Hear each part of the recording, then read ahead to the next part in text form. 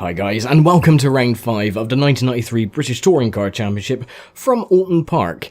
Now you are going to see a very strange lineup for the grid, I will say that. Only 14 cars managed to make it out for qualifying, but because of that, because all the cars didn't get a time in, it reverts everyone to default. And yeah, it's proved to be a very strange grid lineup, to say the very least. It should make things very interesting, as a marshal waves a yellow flag for some weird reason. But yeah, this is not going to be a very good race for me. Oulton Park for this game is not very well optimized, and it is a conversion of a one of the Toca games. And yeah, if you remember back to Croft on Toca Touring Cars, the first game of the series, all the bumps and jumps and undulations, how incredibly huge they were, well, yeah, this one has the same problem. It is basically like driving down Mount Fuji when you go through Cascades, but we will get to that momentarily. So yeah, sit back and enjoy this. Well, it's going to be a wreck fest. So yeah, just sit back and enjoy as we join Fuhr and Kazan for the grid walk for round 5 here at Oulton Park. Sometimes in racing you never know what's going to happen, and that has been demonstrated in qualifying for the next round of the 1993 British Touring Car Championship in the series' first visit to Oulton Park. A wet session resulted in many drivers not even setting times, and another way to describe it might be Independence Day. Now, that's a very bad pun, but it can be proven by independent Dan Bartlett on pole in the Toyota Carina. Alongside him, another independent of Ian Khan. You may spot a pattern here. Tiff Niddell is on row 2, the first works car for Nissan, and then independent Ian Ashley's Vauxhall. Row 3 and 4 are BMWs, but not the Schnitzer cars, the independent entries. Bellman Portman for Dynamics, Pinkney's self-run car, and Matthew Neal in the third Dynamics car. Row 5, Eugene O'Brien and Patrick Watts rounding out the top 10. Can the Mazda finally shine? Row 6, the top of one of the works, Vauxhall Cavaliers, or should I say semi-works, Harry Nuttall for Ecariacos, and then it's Ian Flux's Peugeot.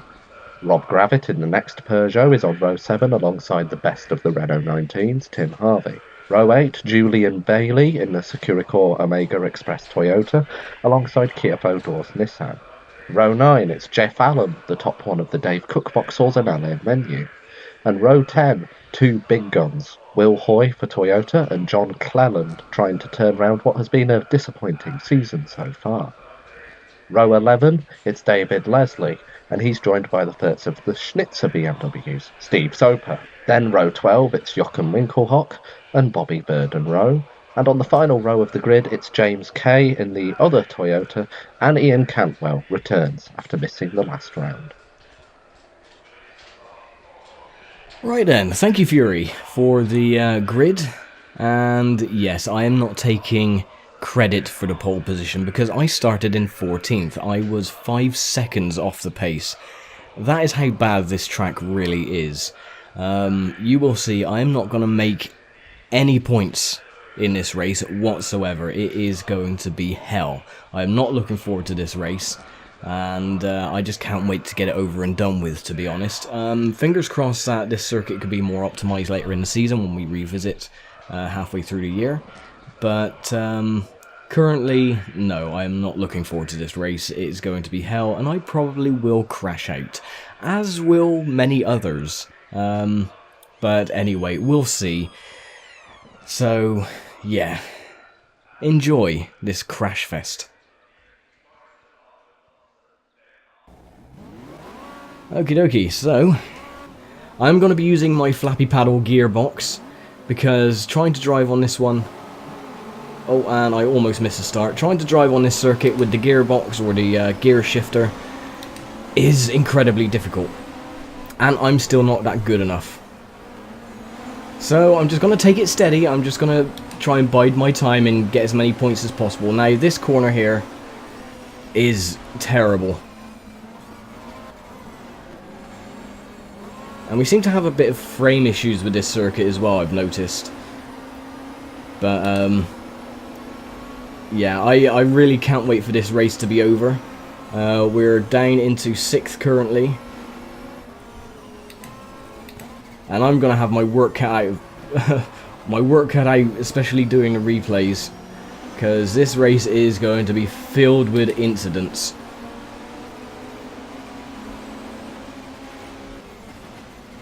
Oh, you see what I mean. It's, yeah, this is basically rock climbing, the game. Rock Climbing Simulator 2018. And regardless of how slow I take the corners, the AI go up my chuff.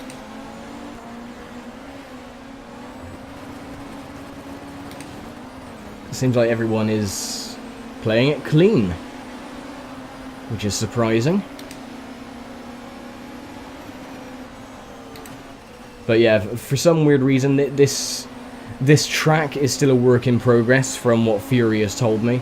So the AI do have a huge advantage, but it's impossible to get a very good line going. And yeah, someone's gone, so... And you can see the car just comes straight off the ground, going up through Deer Leap. And especially Cascades. So, come on. We're going to do our best. As you can see right there is when the car just gets very, very loose.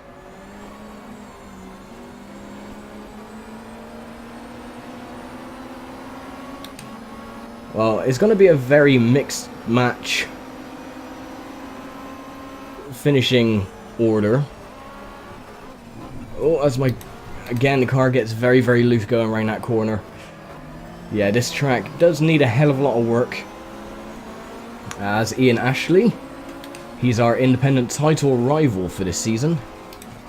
And I'm just going to take it very cautiously going through this complex. Yeah, no grip whatsoever. This track, it really isn't this bumpy. I have never known... Oh, come on, get around. I'm just going to let the AI go past me because I'm going to go off and spin and take someone else off. And Alan Menu is in the pits. So I'm going to wait for Patrick Watts to go past. There he goes. Oh, and he almost didn't make it. And off the grass I go again. So, surprisingly, Tiff Nadell is leading the race. There goes Ian Flux, there goes Julian Bailey.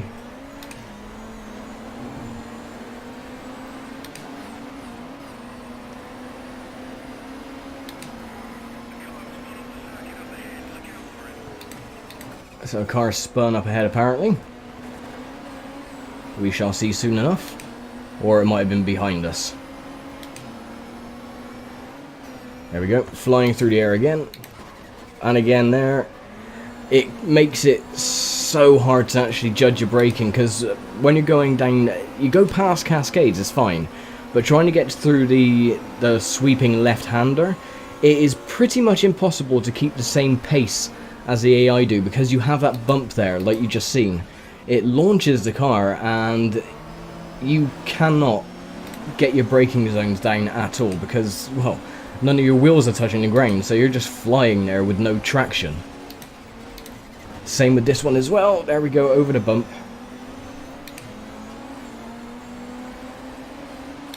Yeah, so this race, I am calling it now, this race is a bust.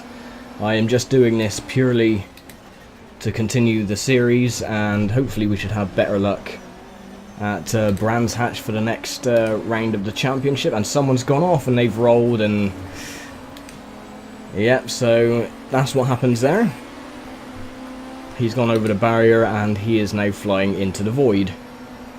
Mind you, this isn't as bad as the Race 07 event that we had at Silverstone. My god, that was bloody atrocious. But who was it that rolled out of the race? We'll see soon enough. Oh, and someone's on their side as well. Oh, that's Ian Ashley. Okay, so the chap that I'm tied with on points has rolled his car going through Deer Leap. Yes. Technically, not as bad as it was. Pretty much every single car... There we go, that bump again. Every single car used to roll going through Deer Leap. And Knickerbrook, the chicane after you go over that big incline. It's not as bad as it was, but as you can see, it is certainly not fixed. By any stretch of the imagination. Keep it together. Oh, you swine. No, don't you dare. Okay, I hope that hasn't done too much damage.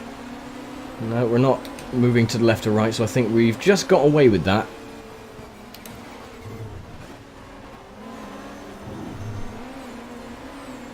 And we're only on lap 4 of 18. Joy.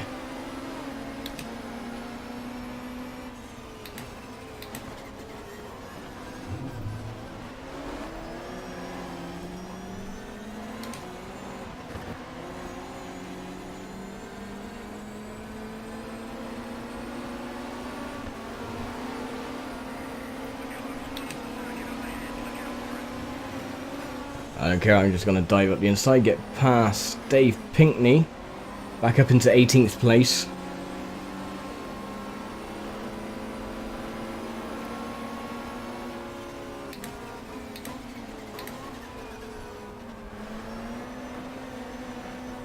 Okay, oh, what's going on here? Ian Ashley, why are you going across the track like that? You should know better. Ah... Joy. Joy, joy, joy. I think this race is just going to be made up entirely of replays. So, Steve's... Oh, what am I doing? Steve Soper is in the pits currently. No idea what's wrong with him. Ian Ashley and Alan Menu, or Jeff Allen, sorry, have retired.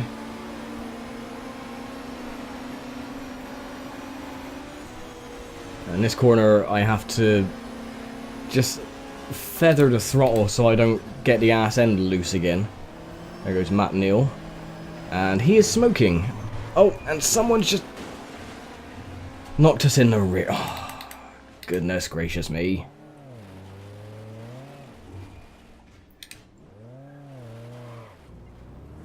Yeah, so welcome to how to fail at a circuit.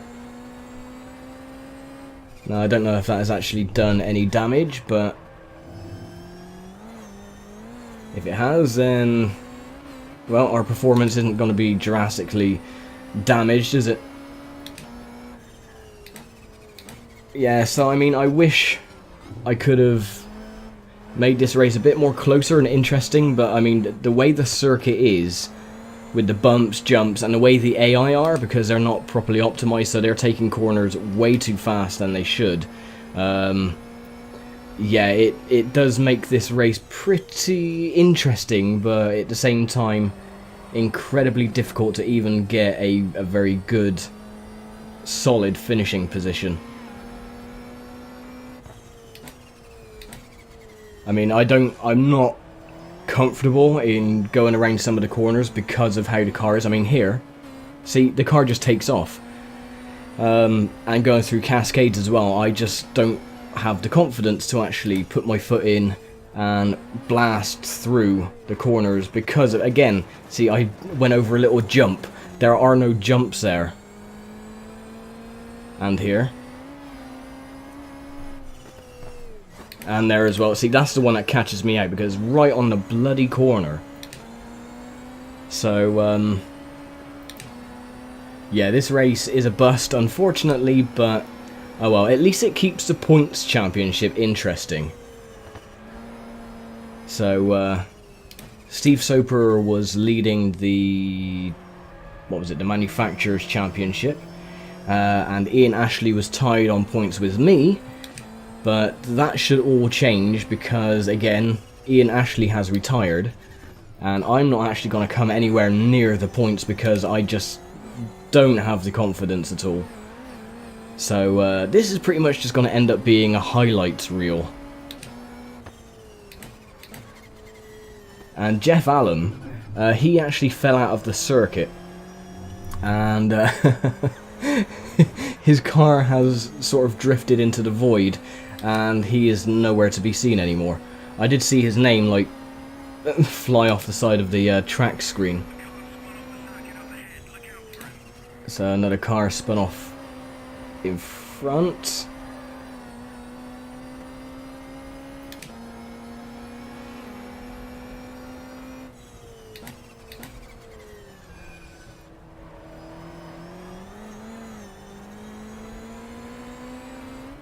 And over the hills again. Yeah, that's not very good. So, oh well, this mod is still a work in progress, you know, and I'm helping, by doing this series, I'm actually helping Fury iron out a load of bugs and stuff. I mean, when this mod was first released, near the beginning of the year, there were a ton of physics issues and everything. I mean, some of the cars were not drivable. You know, going around the slightest little corner and your car would just slide out and crash and this, that and t'other. So, I mean, this is good because it shows what needs to be fixed and so on and so forth, but I hope it doesn't take away the enjoyment of the supposed authentic championship that I'm trying to do. So, if we can have a bit of fun with it, then we will. But at the moment, this isn't more fun than frustrating, because I would really like to push, but I know for a fact I'm not going to get anywhere. So I'm currently down in 22nd position, which isn't too bad. At least I haven't retired, unlike poor old Jeff Allen, who is still flying in the abyss.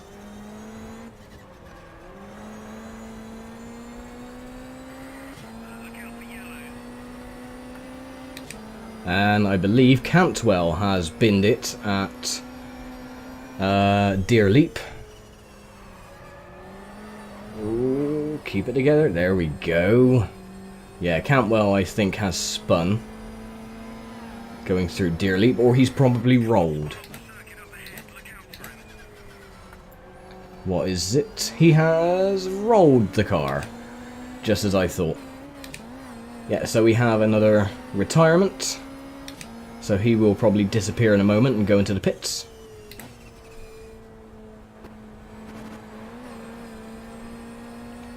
Oh well, at least that's put me up another position, as everyone else is going through Knickerbrook.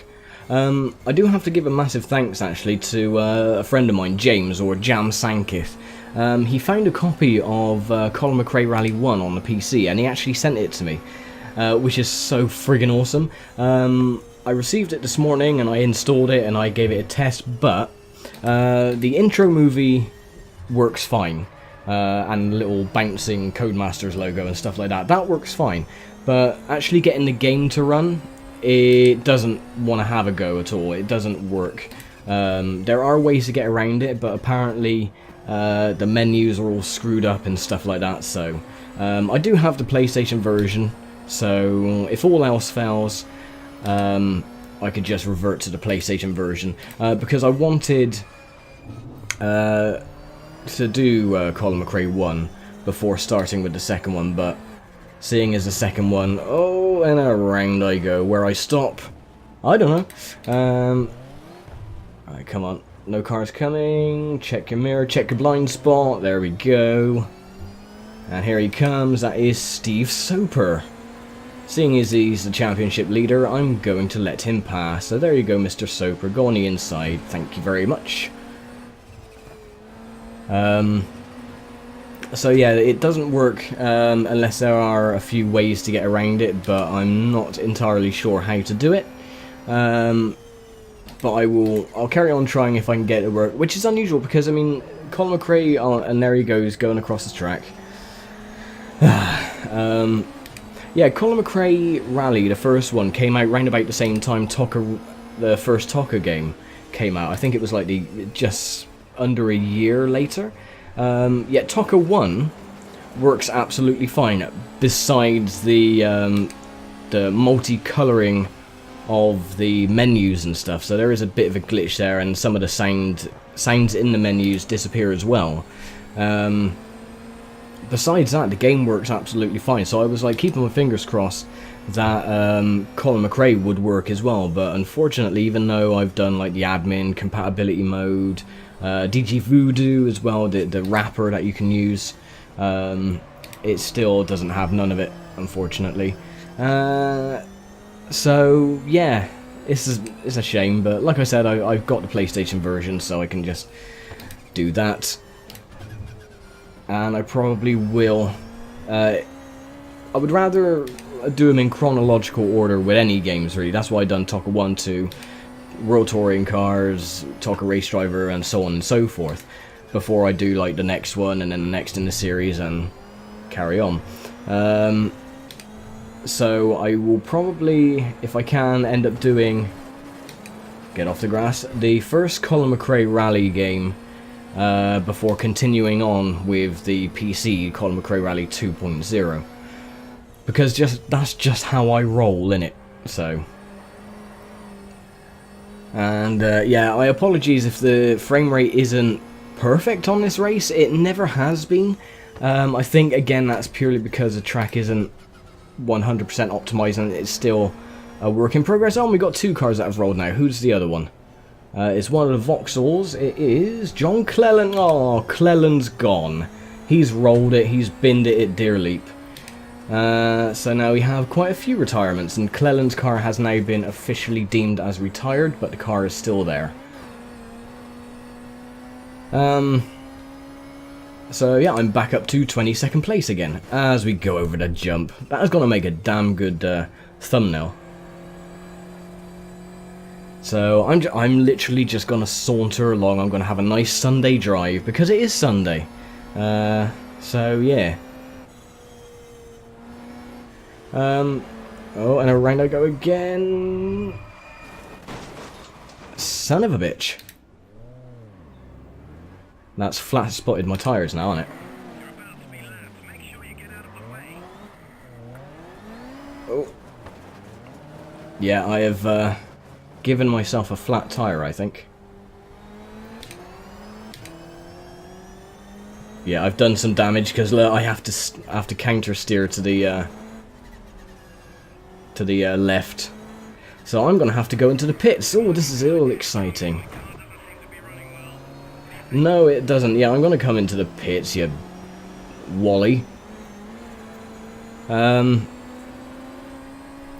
Funny thing is with the pits is that I have to manually turn the car off. Oh, and the car doesn't want to slow down because I have a flat tire or suspension damage or one way or another. So yeah, this is turning out to be a disaster, but I don't really care. Oh, and Joachim Winkelhock is in the pits. So that's the second Schnitzer BMW. He's gone and had a bit of a coming together with something. Oh, this is going to be hairy coming round here. No, that's alright. Come on, Gravit. Go around. I think that's Gravit, isn't it? Yeah. So yeah, I've actually have to turn the engine off, and again the car's locked up. No! Don't do that, my god. No, come on. I have to play with the clutch. 2 hours later.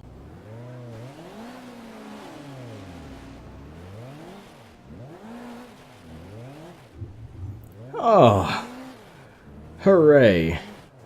Finally got out of the bloody gravel. I think we've now gone like 2 laps down, 3 laps down almost.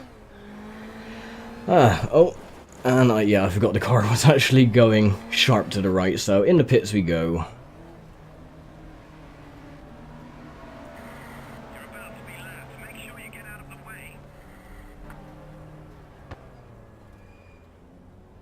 And my pit crew, what the hell are they doing? 5 minutes later. So there we go then. That pit stop took 99 seconds. Yeah, this race is a bust. I apologise about that. I've been lapped many times, mate. You don't have to tell me. So there we go. We've only got a handful of laps to go anyway. Hey, I'll get out the way, I'll get out the way. Cool, I think that's us on the last of the train. So, yeah, this is an embarrassment. But ho-hum, we live and learn. And then we die and forget it all, thankfully, this race especially. But yeah, this track definitely should go through some hot fixes within the next, I don't know, couple of weeks. Hopefully it should be prepped in a bit more in a working order. Whoa, there you go again. A bit more working order for the next round here. And there goes David Pinkney. And who else? James K, I believe that is. But yeah, this track has too many bumps. Ideal if you're rock climbing, not if you're in a British touring car. But ho-hum. Also, I've noticed that YouTube has added some other features to it now. You now have instant messaging. So, you can catch up and talk to your favourite YouTubers. Yeah, right, as if that's gonna work. Can you imagine bloody PewDiePie or anyone else similar stature talking to anyone via the instant messenger option? Not a chance in hell. Oh, poor Cleland. He's still on his side, bless him. So, we've had 3 retirements. Well, 3 official retirements. Jeff Allen is still flying in the black void of hell. So we'll never see him again. There was also another issue with this race as well. Ray Belm was not actually supposed to take part at the race at Oulton Park. I think he actually retired after last round in 1993, and Andy Wallace took his place. However, even though Andy Wallace's car is in the game, I could not get his car to show up in the championship. I played with the filters, you know, to keep it as authentic as possible to get his car in here, but it wouldn't have none of it. Instead, it would duplicate Andy Rouse's car. And of course, everyone knows Andy Rouse in the Ford Mondeo is not due to appear until round 8. So, yeah, unfortunately, well, not unfortunately for Ray Belm, of course, he's having a right laugh. Currently, what position is he in? In 13th place. Oh, well, he may not be having a laugh then, because that's unlucky for some. But yeah, Ray Belm will have to be the full-time driver for his car, the Team Dynamics BMW, but no worries, there's only a minor, slight glitch in the Matrix. But yeah, like I said, this mod is still being worked on as we speak. It's still a work in progress, and a lot of things being added, a lot of things being fixed. So, you can't get everything perfect, can you? Hi Cleland, bye Cleland. Ha ha ha. So, yeah, all's well and good at the end of the day. I think they're going to be coming up to the final lap shortly, because I am 4 laps down. Tim Harvey is in the pits. And Joachim Winkelhock is down in 20th position as I go over another massive crest. Speaking of Colin McRae, this is pretty much like a special stage from Colin McRae with all the bloody bumps and jumps. And we got one of the Renaults coming up behind me, so I'm just going to let him pass, or maybe slide my car out. Yeah, that works too.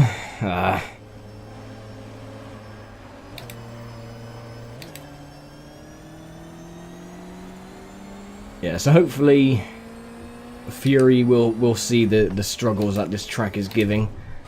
Especially those bumps, they are stupidly high. So you just can't get any traction, because when you put your foot down, you're hitting those bumps and the wheels are coming off the ground, you're losing all the traction, you just cannot get any braking or any acceleration. But with the AI, they are pretty much stuck to track. They don't bounce around as much as the player car does, because they're scripted to be planted to the ground. That's why sometimes they do roll going through Deer Leap, because the grip level or the balancing of the car, the weight distribution is just slightly off kilter, and they end up rolling. So, ho-hum. It's all good fun, isn't it, what? And here comes the other Schnitzer. There's Winkelhock. And again, High Cleland by Cleland.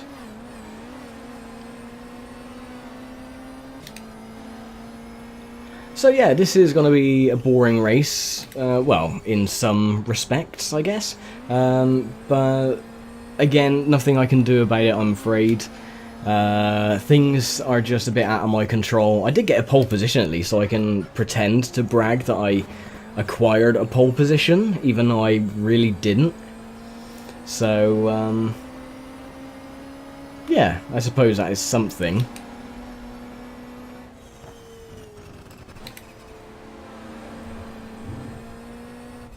And yep, Eugene O'Brien then takes his first victory. Tiff Nadell gets a second place. My god, when are we're never going to hear that again. I'm sorry, Tiff Nadell, you're good at doing commentary for racing games, but you weren't the best racing driver on the planet. But enjoy your second place. It's going to be the last one you'll be getting this season. Harry Nuttall and Rob Gravitt, Will Hoy and Ian Flux, the top 6. So that is definitely going to shake things up with the Independence Championship, because I am not even going to score any points this race, which is good. I don't mind, because the way things are, I don't want to take advantage like I did at Silverstone for last season. I don't want to take advantage. If things are going wrong, I would rather forfeit any points and just get on with the next race and the next race meeting. So yeah, this is only round 5. There's still 12 races to go this season, and our next event comes from Brands Hatch, which is going to be a double header anyway. So yeah, not to worry. And there's Cleland for the final time. And there we go then. We cross the start-finish line in 22nd place. We're just going to coast back to the pits. So, there we go. It is done, dusted. Congratulations to Eugene O'Brien for taking the victory. Commiserations to John Cleland, Ian Cantwell, Ian Ashley and Jeff Allen for retiring. And Jeff Allen, yeah, we will send out a searching party for you as soon as possible. So with that, let's get down on to the final results with my good friend Tom, aka TheFuzzyMole. And yeah, I will see you in just a moment. Thank you, Dan, and now on to the results. Now, of course, with the poor weather conditions during the qualifiers, we have a board full of new faces down in the manufacturer results. We've got Eugene O'Brien and Tiff Nadell leading the board, with Nuttall and Gravitt in the centre, and Hoy and Flux bringing up the rear. All new faces as a result of those poor weather conditions. Now on to the privateer results for this race.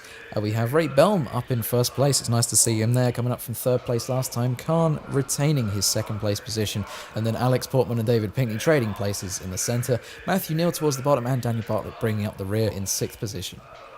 Then for the manufacturer point standings after this round, we have not really any changes. Soper, Winkelhock still in first, Leslie and Cleland in the middle, and Menu and Hallam at the end, mainly because the top 6 of the board did not fall within the top 10 in the race, so they didn't receive any points. Now onto the most important board, the privateer point standings. And this is the most interesting by far. Dan Bartlett retaining first place, and then with Ashley retiring out this race, it lets Khan vault him into second place with 47 points. Ashley, of course, then falling to third position, and then a new face on the board. Ray Belm storms into third place. Nice to see him making a good show there. And then finally we've got Portman and Pinkney ending the board, trading places in their BMWs from last time. Well, that is all the results for round 5. Thank you, Dan. It's back to you. Well, that was a bit of a mess from start to finish, really, wasn't it? I'm not happy with that at all, even though I did apparently score points, and I'm still leading the Independent Challenge, but how I did that, I have no idea. But we'll quickly pack up our things, and we'll get the hell out of Dodge when it comes to Oulton Park. And yeah, we will see you in a couple of weeks' time for the first of the double headers this season, coming from Brands Hatch Indy on June 16th and 17th. So yeah, thank you very much for watching, as ever, and I will see you then. Take care.